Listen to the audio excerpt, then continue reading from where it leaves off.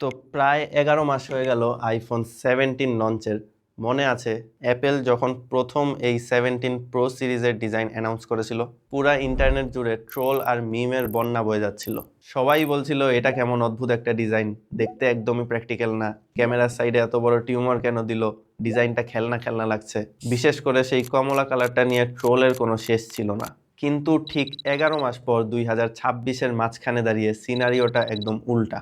আজ যারা ফোনটা কিনছেন বা ব্যবহার করছেন তাদের ম্যাক্সিমামেরই পছন্দের তালিকার শীর্ষে এই ডিজাইন আর সেই সিগনেচার কমলা কালারটাই আছে।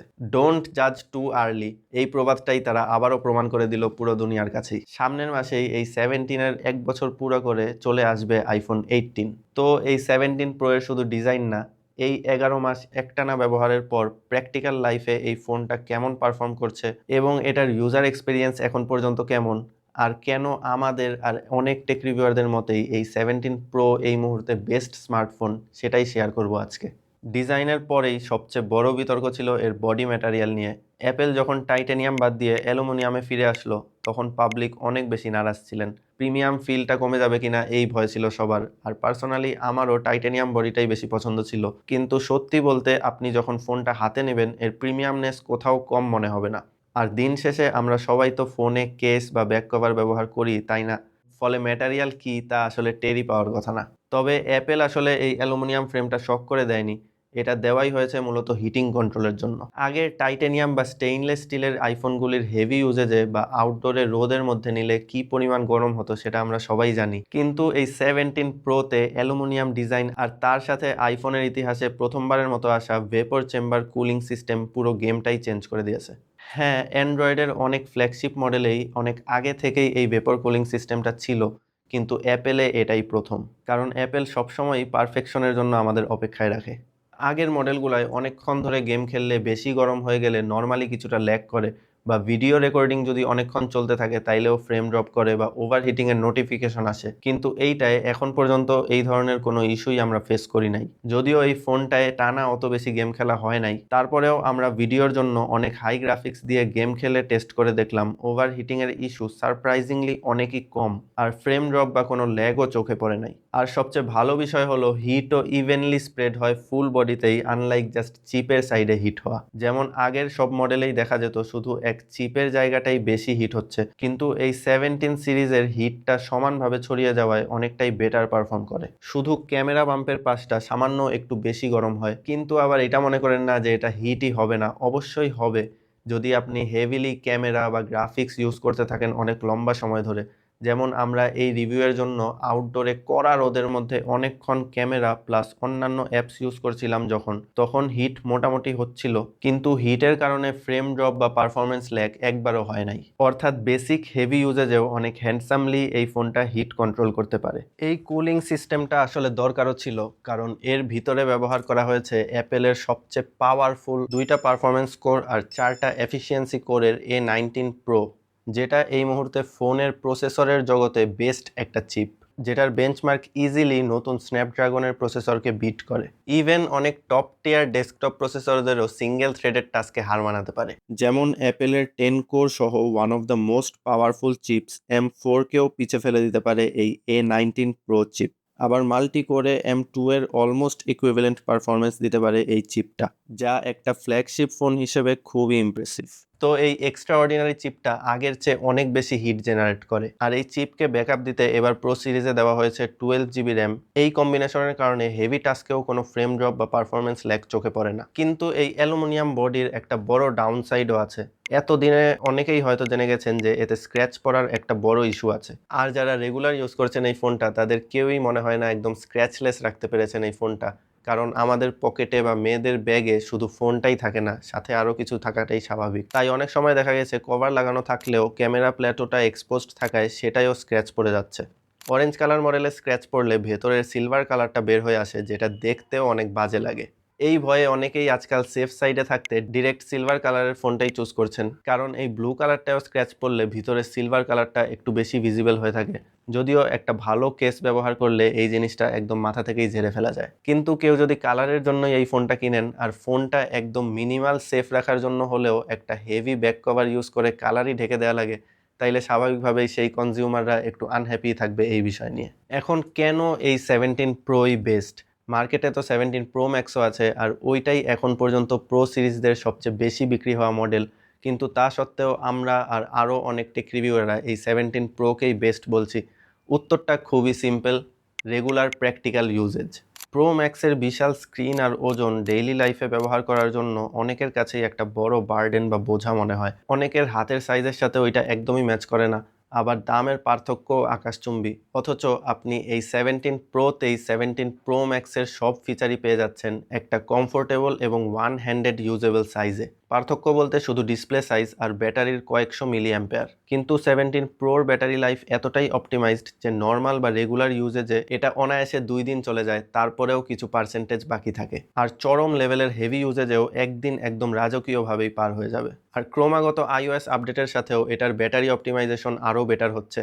হ্যাঁ, প্রো ম্যাক্সে আপনি 5000 mAh এর আইফোনের ইতিহাসে সবচেয়ে বড় ব্যাটারি পাবেন, যা 17 প্রো এর চেয়ে 750 mAh বেশি। কিন্তু সেই সামান্য এক্সট্রা ব্যাকআপের জন্য পকেটে একটা ভারী ইট নিয়ে ঘোরার কোনো মানে হয় না। আবার প্রো ম্যাক্সের এই এক্সট্রা স্ক্রিনের যেই পিক্সেলস বা রিফ্রেশ রেট আছে, ওইগুলার ইউজেজেও একটু বেশি ব্যাটারি খাবে, তাই অনেকটাই ব্যালেন্সড পর্যায়ে চলে আসে ব্যাটারি ইউজেজটা। তবে হ্যাঁ, অনেকের হয়তো বড় ডিসপ্লে সাইজটাই ম্যাটার, তাদের কথা আলাদা। কিন্তু যেহেতু একটা ফোন আমরা ডেইলি অনেক ঘন্টা ইউজ করে থাকি, তাই কমফোর্টের ব্যাপারটা বা ইজিলি হ্যান্ডেল করার বিষয়টা অনেক বড় একটা ফ্যাক্টর। আর ডিসপ্লের কথাটা না বললেই নয়, এবার কিন্তু আইফোন 17 প্রো এর ডিসপ্লে সাইজ 6.1 ইঞ্চ থেকে বাড়িয়ে 6.3 ইঞ্চ করা হয়েছে। তবে এখানে একটা মজার ফ্যাক্ট হচ্ছে, এই ফোনটার ফিজিক্যাল বডি সাইজ কিন্তু আগের সব বেজ মডেলগুলোর মতোই আছে, একটুও বড় হয়নি। অ্যাপেল এই ম্যাজিকটা করেছে ডিসপ্লের চারপাশের বেজেলগুলা একদম সুপার থিন করে দিয়ে। আর এই এত থিন বেজেলের সুবিধাটা কি জানেন?